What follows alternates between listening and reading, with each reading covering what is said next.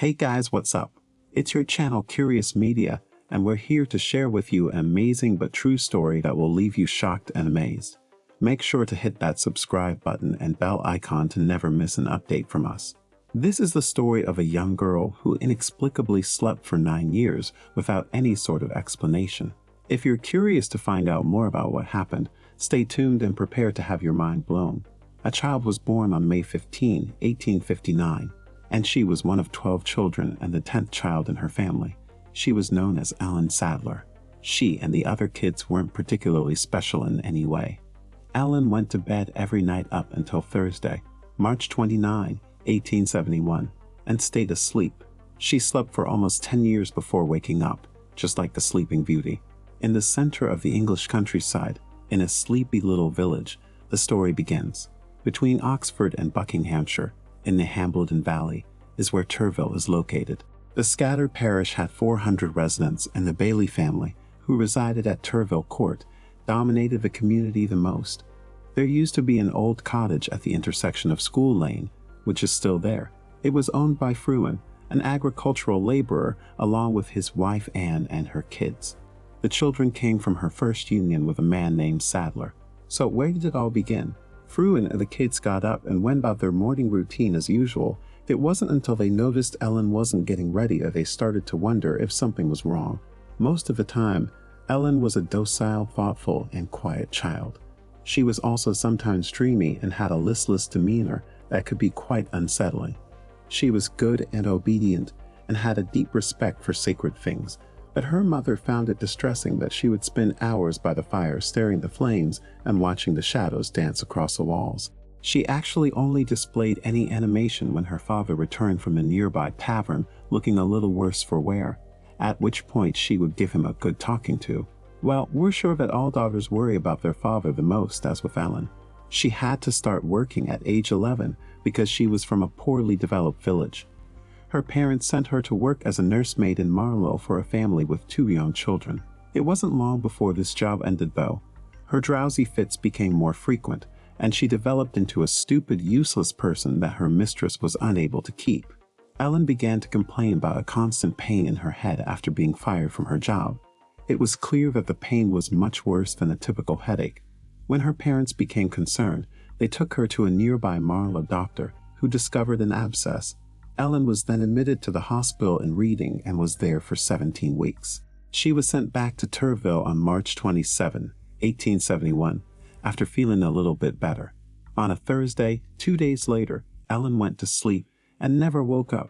Dr. Heyman from the nearby town of Stokenchurch rushed there as quickly as he could, but by the time he arrived, she had already fallen into a deep sleep. The only sign that she was still alive as she lay there, seemingly dead, was her barely audible breathing. So started one of the most astounding, mysterious, and well-documented physiological phenomena ever.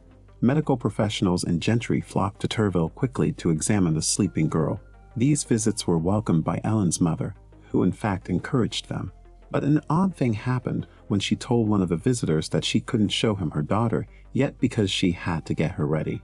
When the men were finally permitted to see her, this is what they discovered. A girl was lying on her left side in a smaller bed with her hand on a pillow under her head when they entered the room with the sloping roof after climbing the rickety stairs. Before she became ill, this was the position she was used to. Her mother explained the condition of her daughter's soft, dark brown hair, which was bound in an old net and appeared to be very matted, by saying that she did not want to comb it out of fear of disturbing her. She appeared to be dead from a distance due to her sunken eyes, pale face, and sharp contrast. She was still warm and her skin was still soft, which was odd because her breathing was normal and regular. Her pulse was a little bit faster than usual for someone asleep, but that was it. She was emaciated, but it was obvious that her body was still flexible. The only parts of her that were icy cold were her feet and legs, which was odd. In an effort to keep them warm, her mother placed a hot water bottle underneath them. Finally waking up, people started leaving what were known as small donations, or slight acknowledgments, as they were starting to be called. Every year they came, people started to turn against the family as suspicion spread that perhaps this was all a hoax. The main issue was that, according to Ellen's mother, she was only being kept alive by by a tiny amount of port wine and sugar, which she gave Ellen through 2 tiny teapots 3 times per day. The medical community was perplexed at this point.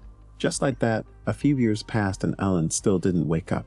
When Ellen's mother tragically passed away, it was decided that her sister Elizabeth Stacy, the wife of a bricklayer, would take care of her. A strange event then took place. Ellen started displaying awakening symptoms 5 months later. The sleeping girl of Turville finally woke up on New Year's Eve 1880, more than 9 years after she had fallen asleep. She was speaking and conscious. After waking up, Ellen was 21 years old, but she behaved and spoke like a child. She had no recollection whatsoever of those 9 peculiar years. Ellen moved in with her aunt Mrs. Blackwell, a beadworker, after readjusting to life in the outside world. Ellen moved in with her aunt Mrs. Blackwell, who worked with beads for a living, after readjusting to life in the outside world. A few years later, she left the area after getting married to a reading farmer, then passing away in obscurity. Was it narcolepsy, perhaps? What do you guys think?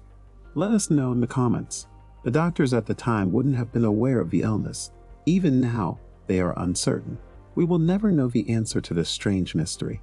If you liked the video, don't forget to like, share, and subscribe. Bye.